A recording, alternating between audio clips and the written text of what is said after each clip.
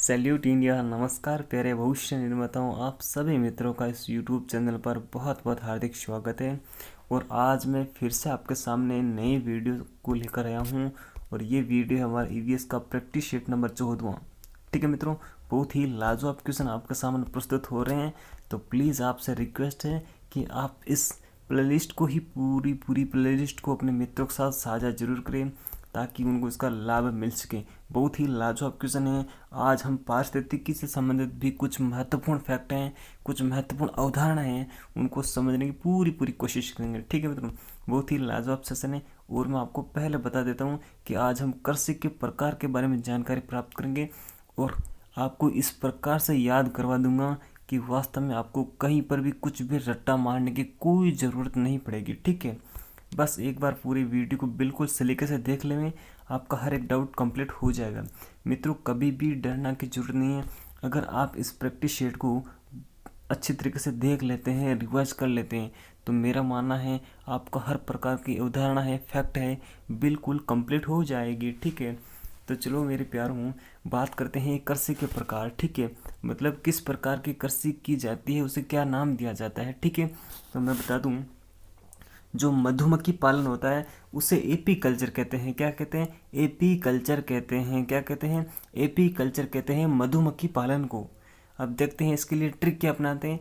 तो आपको बस और कुछ भी नहीं करना है, सीधा प्रैक्टिकल लाइफ में से डेली रूटीन से जोड़ना है। ठीक है, मधुमक्खी पालन यानी मधुमक्खी समय क्या मिलता है? शहद मिलता है। मित्रों, क्या मिलता है?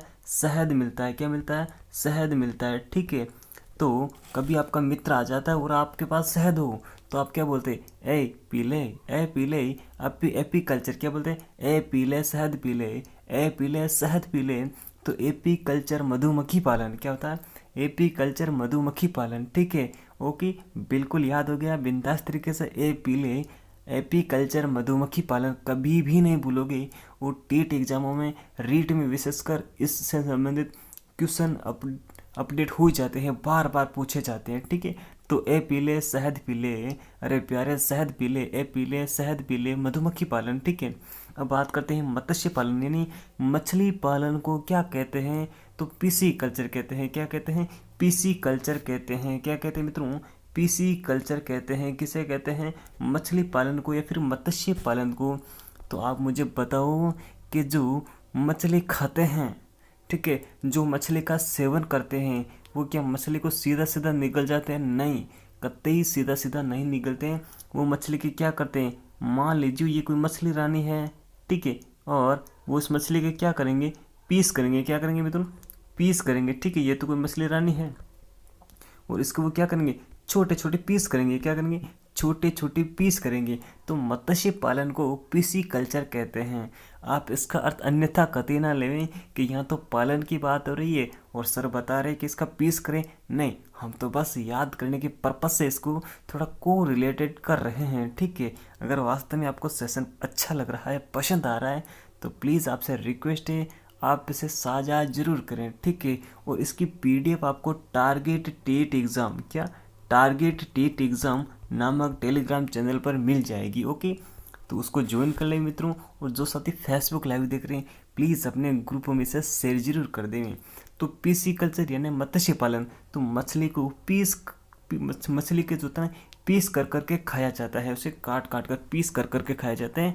तो मत्स्य पालन, पीसी कल्चर। ठीक है, अब बात करते हैं पुष्पों की कृषि। किसकी? पुष्पों की कृषि। तो फ्लोरिकल्चर। क्या? फ्लोरिकल्चर, फूल पुष्प फ्लोरिकल्चर। ओके, फूल पुष्प फ्लोरिकल्चर, ये तो बिल्कुल उसके नाम में छिपा हुआ अर्थ है कि वह फ्लोरिकल्चर तो पुष्प या फिर फूल। ठीक है, तो पुष्पों की कृषि फ्लोरिकल्चर। पीस किसके किए जाते हैं? तो मछली की। और ए पीले शहद पीले तो मधुमक्खी पालन। ओके, वर्मी कल्चर, तो वर्मी कल्चर केंचुआ पालन, वर्मी कल्चर केंचुआ पालन। ठीक है, थोड़ा सा दिमाग को शांत रूप से स्थित करके सलीके से इस वर्ड को 2-3 बार बोलें, बिल्कुल बेहतरीन तरीके से याद हो जाएगा। तो वर्मी कल्चर केंचुआ पालन क्या होता है?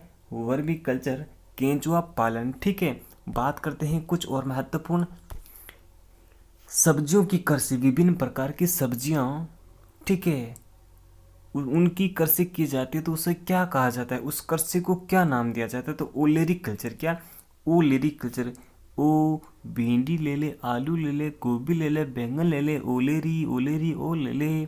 ठीक, इस प्रकार से आपको रिलेट करते हुए थोड़ा याद करें कि वो भिंडी ले ले, आलू ले ले, बैंगन ले ले, टमाटर ले ले।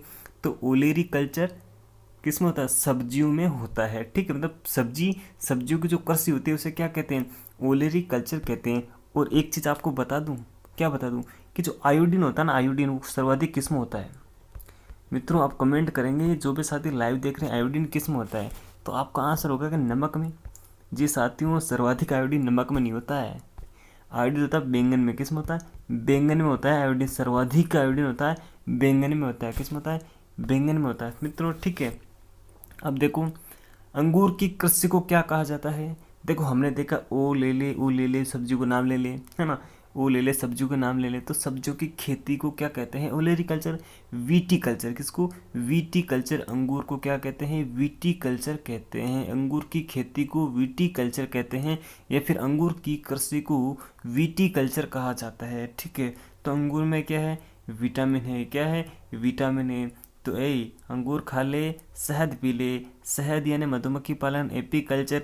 ओ सब्जी ले ले तो ओलेरीकल्चर हो गया। ओ विटामिन किस में है? तो अंगूर में है। किस में है? विटामिन किस में है? तो अंगूर में है। तो विटीकल्चर यानी अंगूर की कृषि। ठीक है, और मोरी कल्चर। क्या? मोरी कल्चर किसे कहते हैं? मलबरे की कृषि। किसको? मलबरे की कृषि को क्या कहते हैं? क्या कहते हैं? मोरी कल्चर कहते हैं। तो आप मुझे बताओगे कि मलबरी क्या होती है? तो मलबरी होती है शहतूत। क्या होता है? शहतूत होता है। मतलब क्या होता है? शहतूत होता है। ठीक है, ओ मोरी जान शहतूत खा ले, ओ मोरी जान शहतूत खा ले। तो मोरी कल्चर कैसे कहते हैं? मलबरी की कृषि या फिर शहतूत की कृषि होती है, उसे क्या कहते हैं? मोरी कल्चर कहा जाता है। क्या कहते हैं? मोरी कल्चर कहा जाता है। ओ सोना बाबू शहतूत खा ले, ओ सोना बाबू शहतूत खा ले। तो मोरी कल्चर किसे कहा जाता है? मलबरी या फिर शहतूत की कृषि को मोरी कल्चर कहा जाता है। ओके, फलों की कृषि। देखो फूलों की कृषि या फिर पुष्पों की कृषि को तो फ्लोरिकल्चर कहा था। अब किसकी बात आ गई? फलों की, यानी किसकी? देखो ये हमारे जो सीरीज चल रही है ना, उसका नाम रखा है मैंने किसे? कि फूल से फल की ओर, है ना, फूल से फल की ओर। ठीक है, तो हमारा मकसद यही है कि जो फूल होता है उसे फल बना दिया जाए, उसे बिल्कुल परिपक्व कर दिया जाए। उसी प्रकार से हम बेहतरीन तरीके से इस चीज़ को लेते हुए चल रहे हैं। ठीक है, तो फलों की कृषि होता है ना, उसे क्या कहते हैं? फ्रूटिकल्चर। क्या कहते हैं? फ्रूटिकल्चर कहते हैं। फ्रूट कहते हैं ना फलों को, तो फ्रूटिकल्चर कहते हैं फलों की कृषि को। इस चीज़ को तो आप इसके नाम से याद कर सकते हैं, कोई ट्रिक की ज़रूरत नहीं है, जहाँ पर हम बेहतरीन तरीके से याद कर सकते हैं। सेरीकल्चर। रेशम कीट पालन को क्या कहा जाता है? सेरीकल्चर कहा जाता है। ठीक है, तो अब रेशमी साड़ी कौन पहनती है? तो शहर की जो लेडीज होती है वो रेशम की साड़ियाँ पहनती है। तो रेशम कीट पालन सेरीकल्चर क्या कहा जाता है? रेशमी कीट पालन सेरीकल्चर। रेशमी कीट पालन सेरीकल्चर। तो शहर की जो लेडीज होती है वो क्या पहनती है? साड़ियाँ पहनती है। किसकी? रेशम की, रेशम की, रेशम की। ठीक है, हॉर्टिकल्चर बागवानी। तो जब हम बाग में जाते हैं तो हमारा जो हार्ट है वो बाग हो जाता है, कूल हो जाता है। तो हॉर्टिकल्चर बागवानी क्या होता है? हॉर्टिकल्चर बागवानी को कहते हैं। ठीक है, और वन प्रबंधन और वन विकास को क्या कहते हैं? सीलवी कल्चर। क्या कहते हैं? सीलवी कल्चर कहते हैं वन प्रबंधन और वन विकास को। ऐसा क्षेत्र जिसका प्रबंधन करना आवश्यक है, उसका विकास करना आवश्यक है, तो उसको सील दिया जाता है लोगों की बुरी नज़रों से। वहाँ पर कोई आकर, है ना, तो सूखी जो गीली लकड़ी उसे नहीं काटें, वहाँ पर अनावश्यक रूप से कोई नुकसान नहीं पहुँचाए, वहाँ पर अनावश्यक रूप से कोई जो है ना प्रतिबंध नहीं लगाए हर प्रकार से कि हम यहाँ पर रहेंगे, हमारा खेत यहाँ पर होगा, तो इस प्रकार से वो आगे ना बढ़े। ठीक है, तो सिल्वी कल्चर वन प्रबंधन व वन विकास को कहा जाता है। ठीक है, मोनोकल्चर एक बार में एक फसल की कृषि। ठीक है, मतलब एक साल में एक फसल की कृषि होती है, उसे मोनोकल्चर कहते हैं। तो जो मोना होती है ना, मोना अपने ननियाल एक बार जाती है, अपने खेत में एक बार जाती है। समझ लो कि मोना अपने खेत में एक बार जाती है, मतलब एक बार में एक ही फसल की कृषि की जाती है, तो मोनोकल्चर उसे कहा जाता है। ठीक है, अब देखो पानी में भी कृषि होती है मित्रों, किसमें, पानी में भी कृषि होती है, तो उसे हाइड्रोकल्चर कहा जाता है। क्या कहा जाता है, हाइड्रोकल्चर कहा जाता है। ठीक है, हाइड्रोकल्चर किसे कहा जाता है, तो पानी में जो कृषि होती है उसे हाइड्रोकल्चर कहते हैं। ठीक है, एक्वाकल्चर किसे कहते हैं, जलीय जीव, जलीय पौधे होते हैं ना, उसको उनकी जब खेती की जाती है तो उसे एक्वाकल्चर कहते हैं। क्या कहते हैं, एक्वाकल्चर कहते हैं। ठीक है, इन चीज़ों को थोड़ा सा रिपीट कर ले आपको याद हो जाएगी। बात करते हैं पॉलीकल्चर। क्या, पॉलीकल्चर, एक स्थान पर एक साथ एक से अधिक फसलों की कृषि की जाती है तो उसे पॉलीकल्चर कहते हैं। क्या कहते हैं, पॉलीकल्चर कहते हैं। तो जो व्यक्ति ठाले बैठे रहते हैं उसे क्या कहते हैं, पोले पोले बैठे हो, क्या करते हो, पोले पोले बैठे हो, तो क्या करना, आपको एक स्थान पर एक से अधिक फसलों की कृषि करनी है।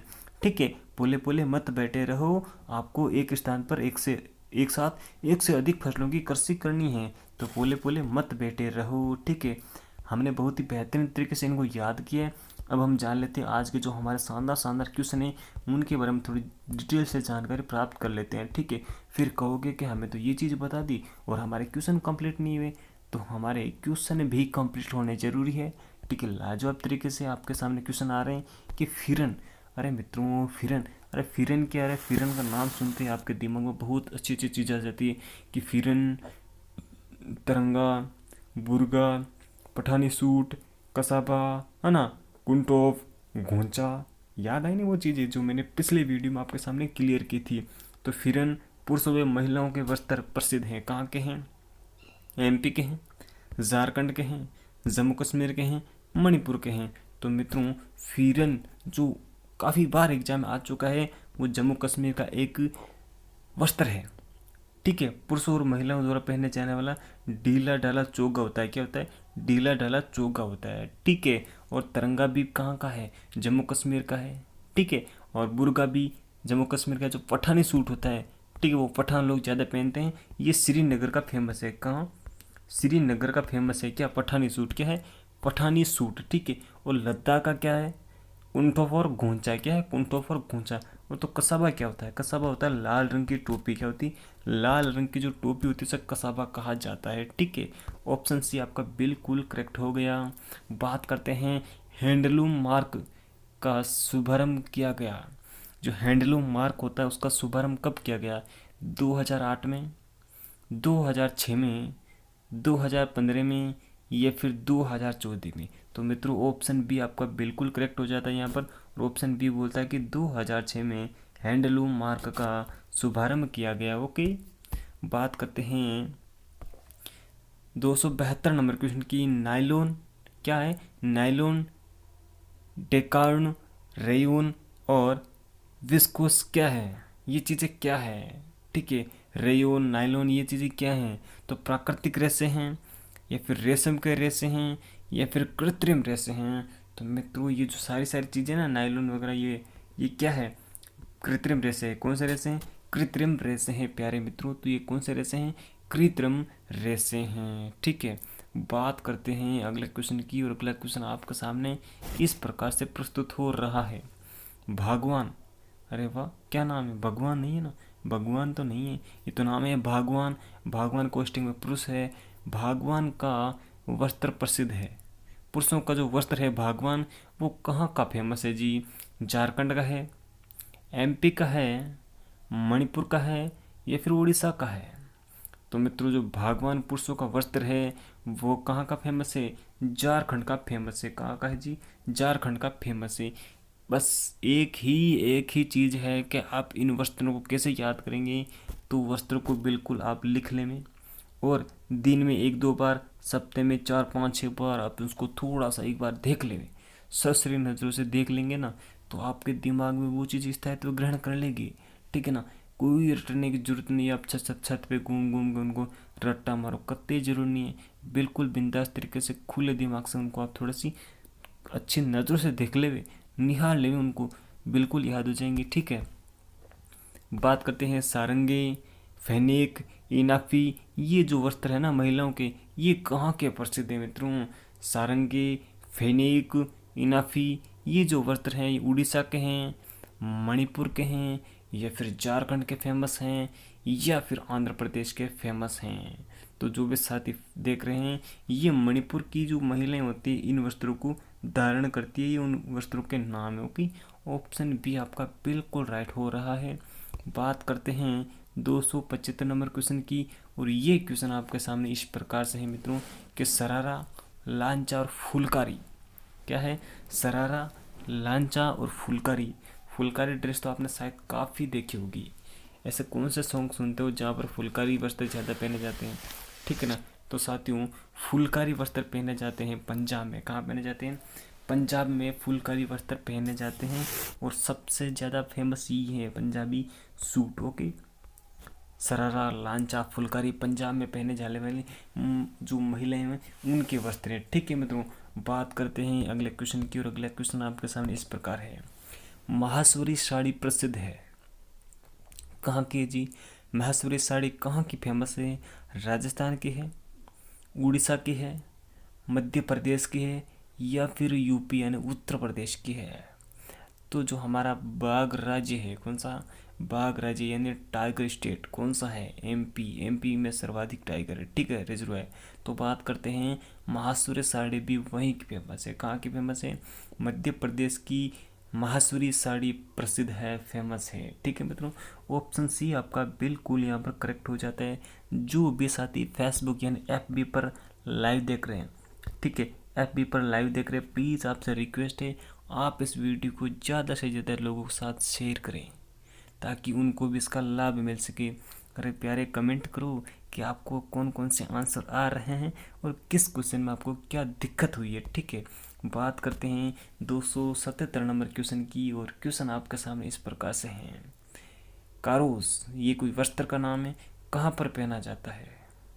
ठीक है, किस जाति की स्त्रियों से पहना जाता है, या फिर कौन से क्षेत्र में पहना जाता है, आपसे पूछा गया है। तो कारोस जो वस्त्र है बुश्मेन जाति की स्त्रियाँ पहनती है। ये फिर राजस्थान के पश्चिमी क्षेत्र है, जिसमें बाड़मेर आ जाता है, ठीक है, जैसलमेर आ जाता है, बीकानेर भी आ जाता है, और जोधपुर आ जाता है। इन क्षेत्रों में पहना जाता है, या फिर उड़ीसा की महिलाओं द्वारा पहना जाता है, या फिर उपरोक्त सभी में पहना जाता है। तो कारोस जो वस्त्र है वो महिलाओं द्वारा पहना जाता है, और जो बुश्मेन जनजाति की महिलाएं होती है ना, वो इन वस्त्रों को धारण करती है, वो इन वस्त्रों को पहनती है। ठीक है, ऑप्शन ए आपका बिल्कुल करेक्ट हो जाएगा मित्रों। ठीक है, बात करते हैं 278 नंबर क्वेश्चन की। बुनकरों के स्वास्थ्य, बुनकरों के लिए स्वास्थ्य बीमा योजना का शुभारंभ कब किया गया? 3 नवंबर 2005 को, 2 जून 2016 को, 28 जून 2005 को, या फिर 3 नवंबर 2016 को? तो जो भी साथी लाइव देख रहे हैं प्लीज़ कमेंट जरूर करें आप। बुनकरों के लिए स्वास्थ्य बीमा योजना का प्रारंभ मित्रों कब किया गया? तो 3 नवंबर 2005 को किया गया। कब? 3 नवंबर 2005 को किया गया। ठीक है मित्रों, आपके हर प्रकार के क्वेश्चन यहाँ पर आ रहे हैं। कुछ ऐसे क्वेश्चन हैं जो उसका लेवल काफ़ी हाई है, और कुछ ऐसे क्वेश्चन हैं जो वास्तव में आपके लेवल के हैं, और कुछ निम्न लेवल के भी क्वेश्चन आ रहे हैं। जेब्रा, जिराफ, डायनासोर, डायनासोर नहीं है, डायनासोर है, ठीक है, हिरण का निवास स्थान है। जो जेब्रा होता है, जो जिराफ होता है ना, जिसकी गर्दन बहुत लंबी होती है, डायनासोर। डायनासोर क्या हो गई? विलुप्त हो गई। क्यों हो गई? क्योंकि इनकी संख्या बहुत कम थी। क्या थी? इनकी संख्या बहुत कम थी मित्रों, इस वजह से ये फिनिश हो गए। क्योंकि ऐसा माना जाता है कि डायनासोर के सामने जो आता था उनको खा लेते थे। तो अगर मान लीजिए जो हमारे आसपास में कुत्ते फिरते ना, कुत्ता प्रजाति, अगर वो हर किसी को खाने लग जाए, है ना, अगर इंसान को खाने लग जाए हर एक कुत्ता, तो हम क्या करेंगे? धीरे धीरे उनको उड़ा देंगे, और वो प्रजाति वहाँ से विलुप्त हो जाएगी। ऐसा ही डायनासोर के साथ हुआ। ठीक है मित्रों, तो ये इनका निवास स्थान कौन सा है? जंगल में रहते हैं, मैदान में रहते हैं। तो मैदान में रहेंगे तो खाएंगे क्या? मैदान में तो रह ही नहीं सकते। घासीय प्रदेश में रहते हैं, या फिर वनों में रहते हैं।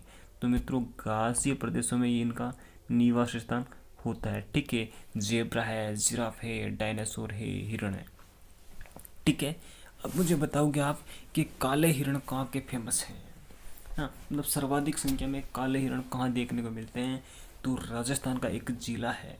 कौन सा जिला है? चूरू नाम का जिला है मित्रों। कौन सा है?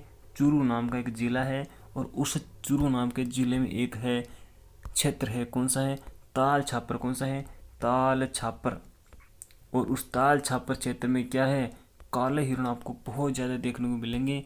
और होता क्या है कि जो है ना मादा हिरण होता है ना, उनकी संख्या ज़्यादा होती है। क्या होती है, उनकी संख्या ज़्यादा होती है और उनमें एक होता है नर, जो नर हिरण है वो एक ही होता है, उन सारे झुंड में एक ही होता है, ऐसा होता है।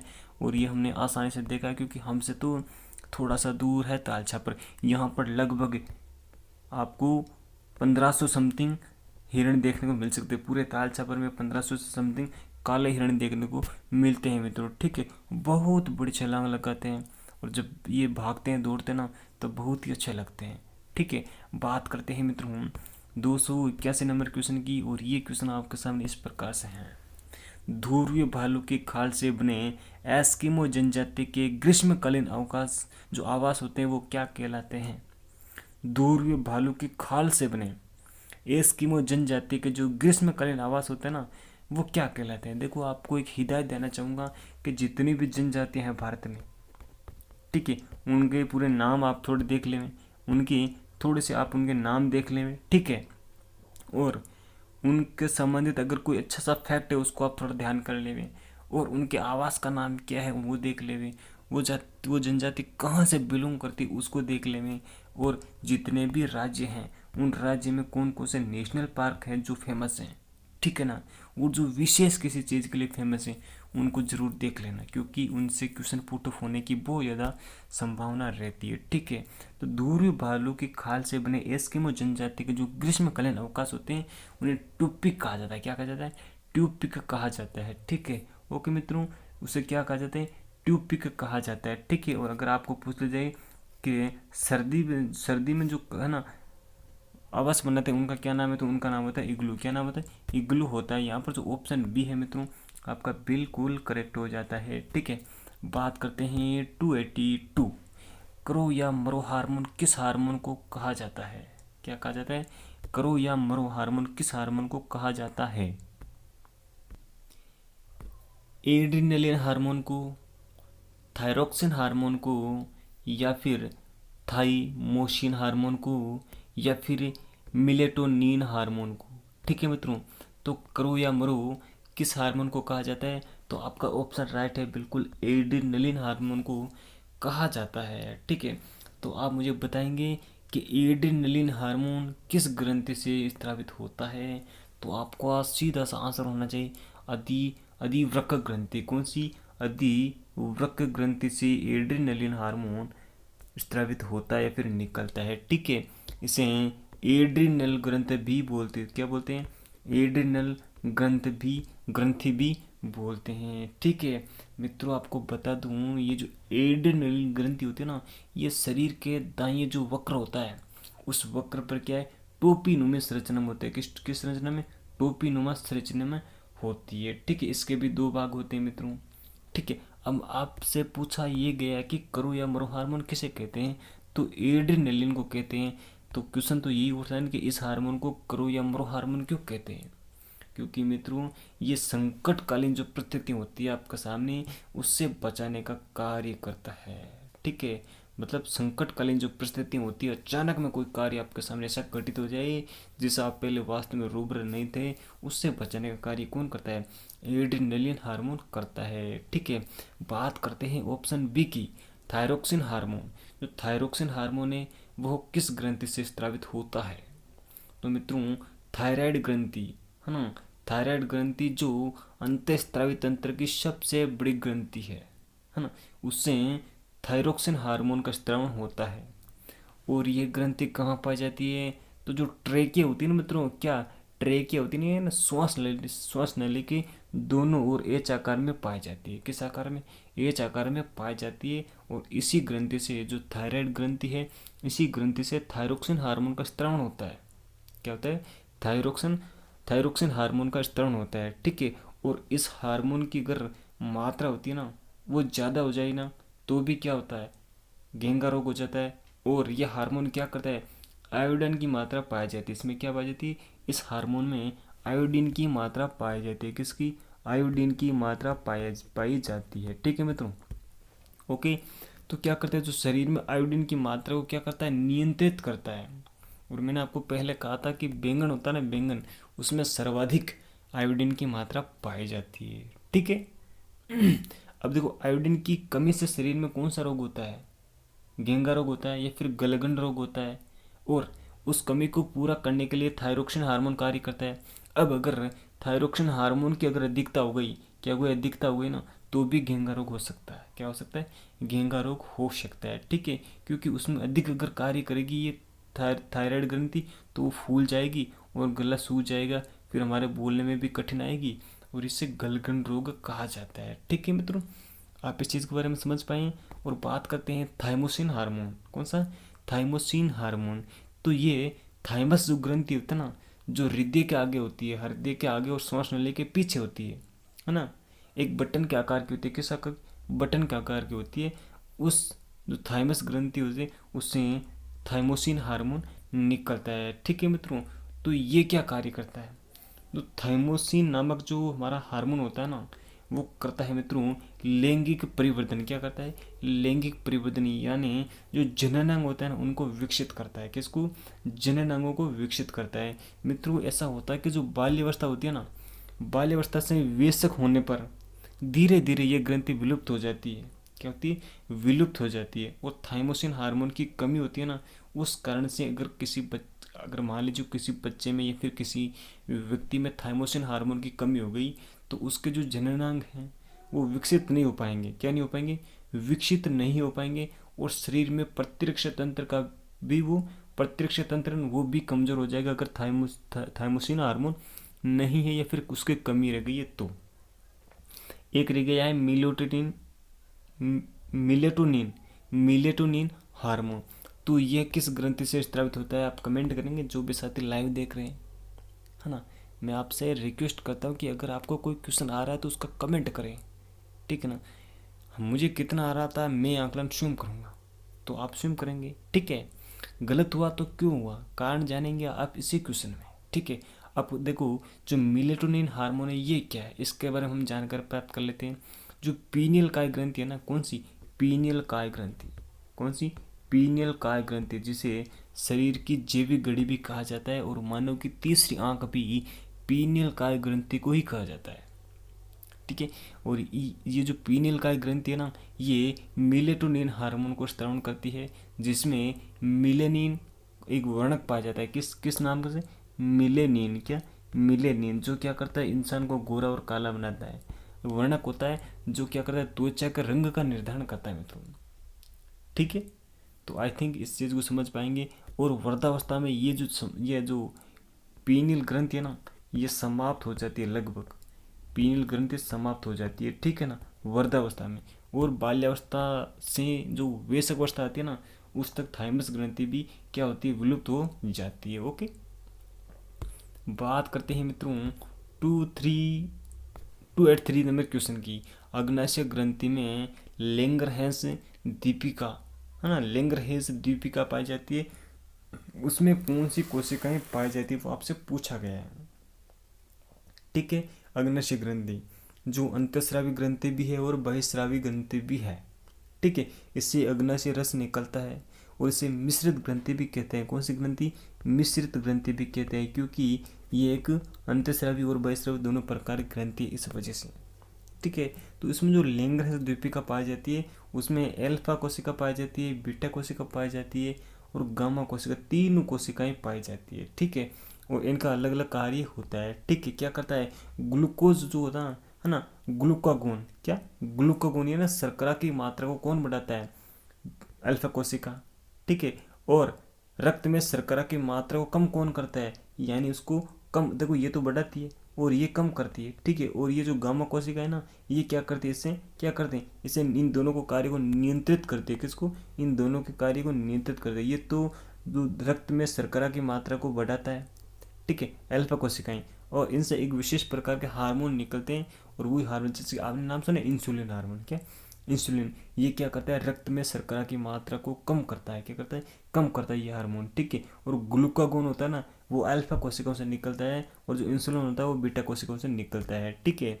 ये तो करता है रक्त में शर्करा की मात्रा को बढ़ाता है और ये रक्त में शर्करा की मात्रा कम करता है, और ये जो कोशिका होता है ना, ये क्या करती है, इन दोनों को नियंत्रित करती है। क्या करती है, इन दोनों को नियंत्रित करती है। ठीक है, तो आप ये चीज़ समझ पाए। ऑप्शन डी मित्रों आपका बिल्कुल करेक्ट है। बात करते हैं 284 नंबर क्वेश्चन की। निम्न में से कौन सा क्रम पारिस्थितिकी तंत्र में ऊर्जा प्रवाह के संबंध में सही है?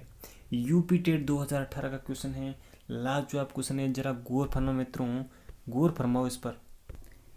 पूछा यह गया कि जो पारिस्थितिकी तंत्र होता है उसमें ऊर्जा का प्रवाह किस ओर से होता है? ठीक है, उत्पादक से उपभोक्ता, फिर अपघटक, उत्पादक से अपघटक, फिर उपभोक्ता के पास, अपघटक से उपभोक्ता, फिर उत्पादक के पास, या फिर उपभोक्ता, उत्पादक और अपघटक के पास। ठीक है, तो मित्रों ऊर्जा का प्रवाह हमेशा ही किससे होगा? पहले उत्पादक पर आएगा, फिर उस उत्पादक का यूज करने वाले उपभोक्ता पर, फिर उपभोक्ता का अपघटन करने वाले अपघटकों पर।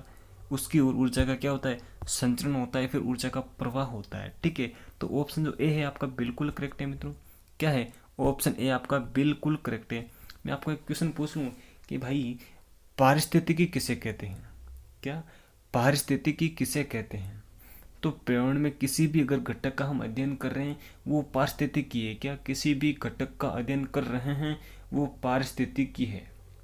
ठीक है, और पर्यावरण के जिस घटक का अध्ययन किया जाता है, जिस घटक का अध्ययन किया जाता है उसे पारिस्थितिकी तंत्र कहा जाता है। क्या कहा जाता है? पारिस्थितिकी तंत्र कहा जाता है। ठीक है, अब आपको बताऊं कि उत्पादक क्या होता है। उत्पादक प्रकृति के वो जीव होते हैं मित्रों जो क्या करते हैं, अपना भोजन स्वयं बनाते हैं और प्रकाश संश्लेषण की क्रिया द्वारा अपना भोजन स्वयं बनाते हैं। उत्पादक तो वही होते हैं। क्या होते हैं? उत्पादक तो वही होते हैं जो अपना भोजन स्वयं बनाते हैं प्रकाश संश्लेषण की क्रिया द्वारा। ठीक है, तो प्रकाश संश्लेषण की क्रिया द्वारा कौन कौन से जीव होते हैं जो अपना भोजन स्वयं बनाते हैं? तो इसमें आप एग्जाम्पल ले सकते हैं उत्पादक में कि हरे पेड़ पौधे होते हैं ना, वो प्रकाश संश्लेषण की क्रिया में अपना भोजन स्वयं बनाते हैं।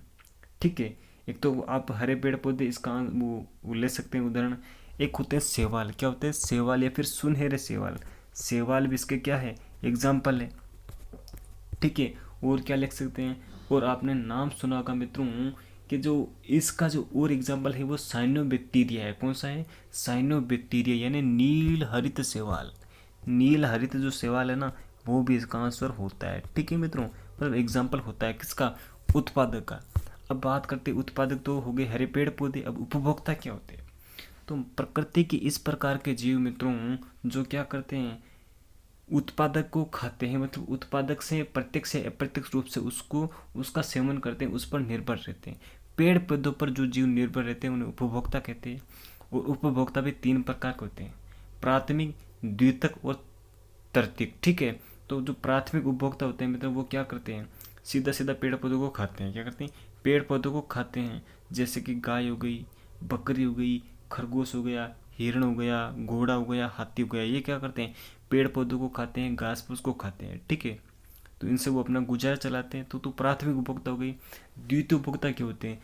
जो प्राथमिक उपभोक्ताओं को खाते हैं या फिर उनको ग्रहण करते हैं, उनका शिकार कर लेते हैं, जैसे कुत्ता हो गया, ठीक है ना, चूहा हो गया, सांप हो गया, भेड़िया हो गया। भेड़िया क्या करता है? बकरी को खा जाता है। ठीक है, कुत्ता बकरी को खा जाता है, सांप निकल जाता है चूहे को। ठीक है ना, तो इस प्रकार से क्या होता है? द्वितीय उपभोक्ता ये होता है जिसमें थोड़ी थोड़ा मांसाहारी, और तृतीय उपभोक्ता उच्च मांसाहारी होता है जिसमें देखो मानव है ना, मानव, इसको तृतीय उपभोक्ता की श्रेणी में रखा गया है। क्यों? क्योंकि मानव क्या है? उच्च मांसाहारी। क्या है? उच्च मांसाहारी है मानव। ठीक है, तो आई थिंक इस चीज़ को समझ पाएंगे। और अपघटक वो होते हैं जिन्हें हम सफाई कर्मी कह सकते हैं। क्या कह सकते हैं?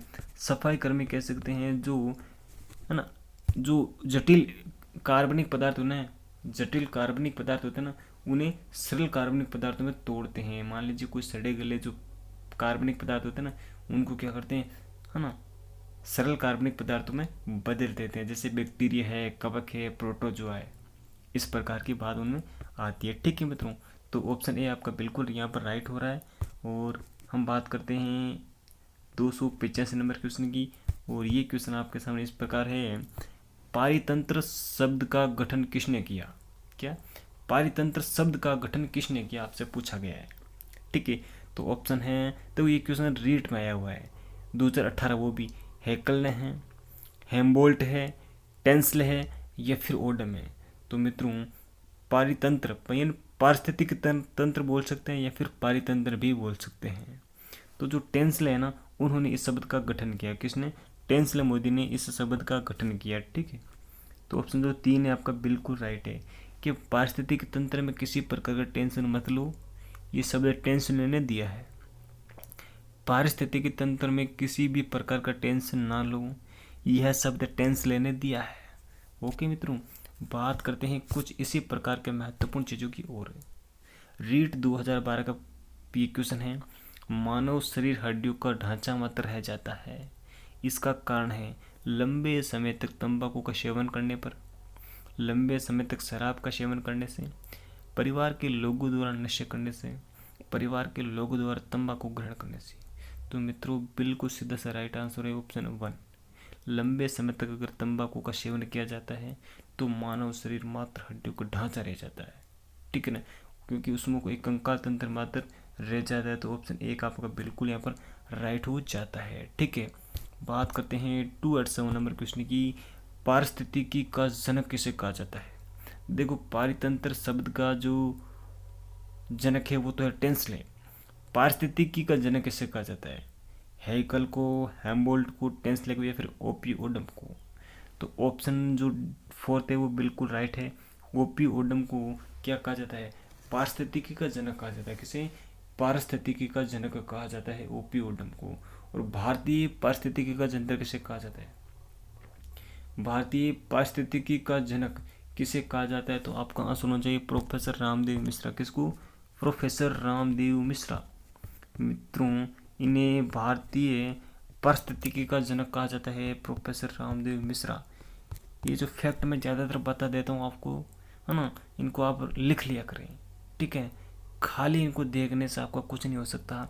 जब आप लिखेंगे, रिवाइज करेंगे, थोंडाई के नियम को अपनाएंगे तो लाइफ में बहुत कुछ कर पाएंगे। चाहे आप हो चाहे मैं हो, सलीके से आपको बिल्कुल बैठ कर याद करना पड़ेगा, पढ़ना पड़ेगा रे प्यारों, पढ़ना पड़ेगा। ठीक है, बात करते हैं 288 नंबर क्वेश्चन की, खाद्य जाल होते हैं।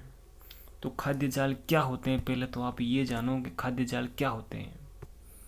अब देखो खाद्य जाल को जानने से पहले है कि हम जाने खाद्य श्रृंखला को। किसको? खाद्य श्रृंखला को जाने। तो मित्रों क्या होता है ना, जीवों में जो प्रकृति है उसमें खाए जाने की प्रकृति पाई जाती है। देखो जीवों में खाए जाने की प्रवृत्ति पाई जाती है। क्या पाई जाती है? खाए जाने की प्रवृत्ति पाई जाती है कि वो एक दूसरे को खा जाते हैं और अपना जीवन यापन कर जाते हैं। ठीक है, जैसे कि अब घास है तो घास को कौन खा जाता है? ये घास है, इस घास को ये हिरण खा जाता है। कौन? ये हिरण खा जाता है। ठीक है, इस घास को ये हिरण खा जाता है और इस हिरण को ये सियार खा जाता है। ठीक है, और इस सियार को ये शेर खा जाता है। ठीक है, मतलब घास को खाया हिरण ने, ठीक है, हिरण को खाया सियार ने, और सियार ने खाया हिरण को, सियार ने खा गया, और सियार को किसने खाया? शेर ने खा गया। तो ये क्या बन गई? एक श्रृंखला बन गई, एक कड़ी बन गई। इस प्रकार से आप देख सकते हैं कि घास है, घास को बकरी ने खाया और बकरी को कुत्ते ने खा लिया और कुत्ते को भेड़ी ने खा लिया और भेड़ी को शेर ने खा लिया। ठीक है ना, तो ये क्या बन गई? श्रृंखला बन गई। क्या बन गई? एक श्रृंखला बन गई। ठीक है ना, उसी प्रकार से अगर हम मान लेते कि ये घास है, इसी घास को टिड्डा ने खा लिया, गाय भी खा लेती है, बकरी भी खा लेती है, खरगोश भी खा लेता है। ठीक है, फिर उनको ऊपर से ऊपर खाया जाता है तो वो एक जाल नाम बन जाती है। क्या? एक जाल सा बन जाता है कि इस प्रकार से ये एक जाल सा बन जाता है। ठीक है ना, तो फिर इनको उत्पादकन, है ना, उपभोक्ता अपघटक मिलते रहते हैं। फिर बाद में ये खाद्य जाल बनता है। तो खाद्य जाल होते हैं तो वास्तविक होते हैं, काल्पनिक होते हैं, दोनों प्रकार के होते हैं, या फिर इनमें से कोई नहीं। ये क्वेश्चन हमारा इंपॉर्टेंट है, बहुत ही लाजवाब क्वेश्चन है मित्रों। प्लीज़ कमेंट करें खाद्य जाल होते हैं तो खाद्य जाल क्या होते हैं? खाद्य जाल वास्तविक होते हैं। क्या होते हैं? वास्तविक होते हैं मित्रों। क्या होते हैं? वास्तविक होते हैं। क्या होते हैं? वास्तविक होते हैं। बिल्कुल करेक्ट आंसर है आपका। खाद्य जाल हमेशा ही वास्तविक होते हैं। क्या होते हैं? वास्तविक होते हैं। जबकि खाद्य श्रृंखला क्या होती है?